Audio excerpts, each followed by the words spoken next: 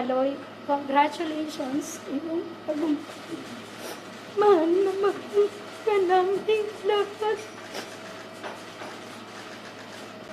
Ako po ay narito para ipahayag ang aking huling pananalita hinggil sa gilian sa aming pamilya at ng panig ng anak ko. Kasama ang kanyang GF na si Lois San Jose.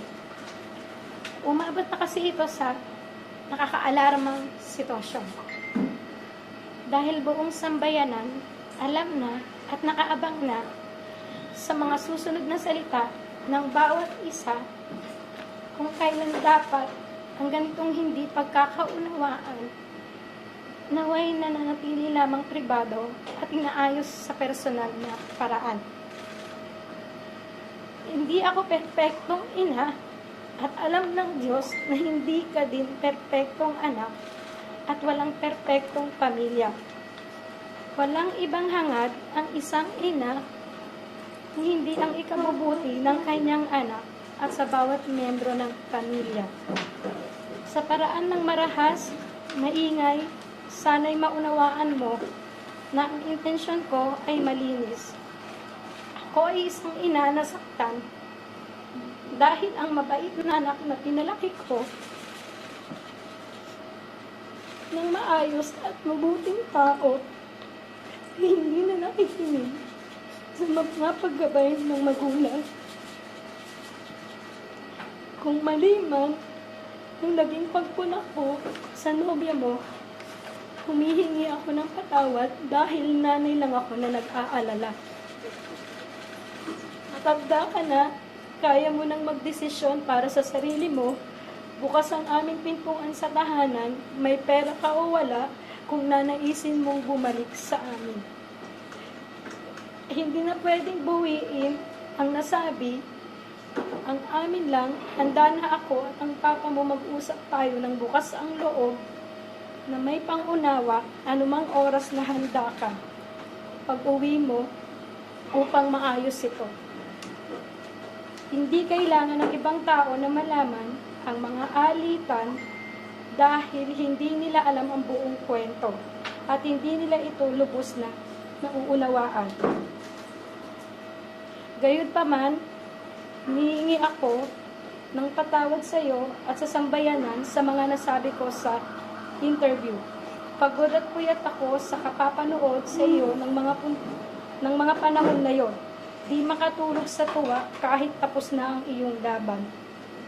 Hindi ako nakapag-isip ng mabuti nang nirapido ako ng mga tanong ng mga reporter tungkol sa bagay na dapat ay tayo lamang ang nag-ayos.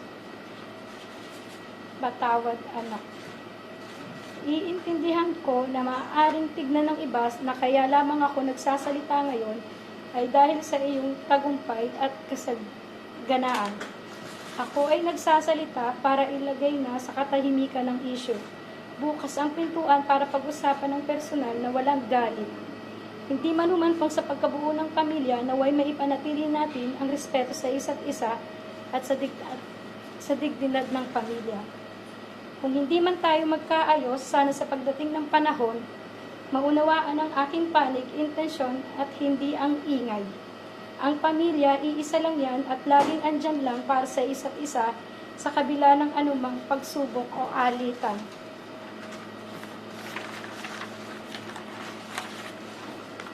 Ito'y pilit nating unawain hanggang wala na tayong maisip kung hindi ang mag-ayos siguro. At sa sambayan naman, sana ay ipagdiwang na lang natin ang tagumpay ng anak ko, gumawa ang anak ko ng kasaysayan para sa ating bansa. Lahat tayo ay magpasalamat kay Kaloy para sa karangalang iuuwi niya para sa bayan.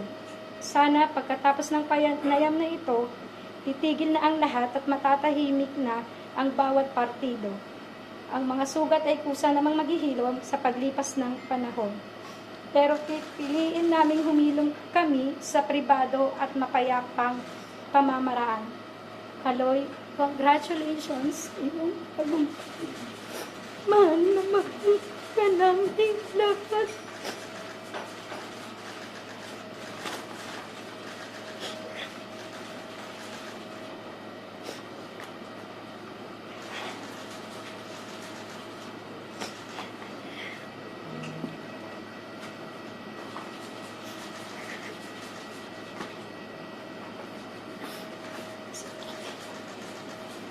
Sorry.